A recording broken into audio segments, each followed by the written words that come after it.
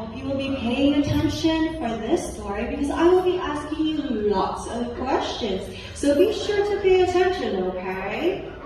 Alright, the first thing that I want you to remember is our memory verse for this morning. And it's found in 1 Timothy 4, verse 12. Okay, so can you say it with me? 1 Timothy 4, verse 12. Okay, so what is the verse found in?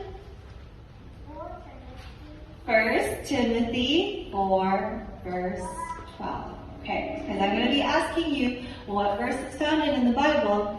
Alright, so the other thing that I wanted to ask you is, can you guess this very special animal that Margaret, because she is the main person in our story, she has a very special pet, and this special pet is a four-legged creature that lives on a farm. So can you give me some guesses of animals that live in the farm? That's why I can't hear you. Sheep, okay? What else? Donkey, okay. Keep going. Cow, okay. What else? Horse, yeah. These are good guesses. Keep going. Goat. Should I give you guys a hint? Because you haven't reached it yet. There we go. A pink little piggy. Good guess. Yeah. So Margaret used to live on a farm, but unfortunately Margaret was getting old and she couldn't maintain her farm. So she had to sell her animals, but she had to keep two of those special animals that were in her farm.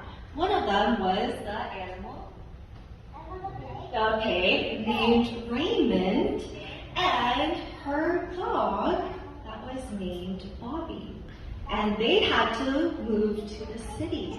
And when they moved to the city, Margaret wasn't really the healthiest type of woman, but she made sure that she took care of her pets because she loved her pets named Raymond, the dog or the pig? The pig, right? And Bobby, that was the dog. But she wanted to make sure that Raymond didn't get fat.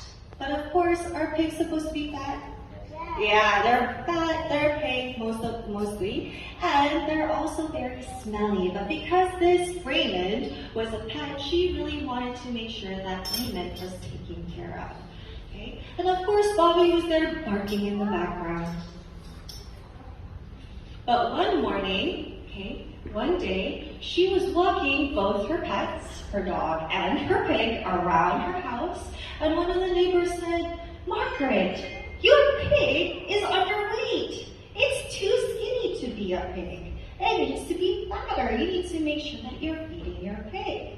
But of course, Margaret said, "No, this is my beloved pig, and I want to make sure that Raymond is healthy."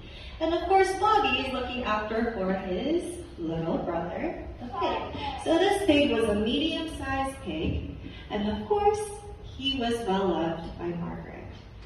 Now the next morning, unfortunately, Margaret had this huge, painful chest coming from the inside. And she couldn't breathe, so she collapsed. And when she collapsed in the kitchen, she started struggling for her voice. And she said, "Help, help, somebody help." And of course, nobody could help her. But who else was home with her? The dog and the pig, her beloved pets. So of course, who do you think out of the two pets will help? The dog. So of course the dog was barking, Bobby was barking, woof, woof, woof. But that was the only thing that he could do. And when Raymond, Raymond started going to his owner, Margaret, and he saw that she was in pain. And so this smart little piggy named Raymond, he thought of something really, really smart. Now, have you guys ever seen a doggy door?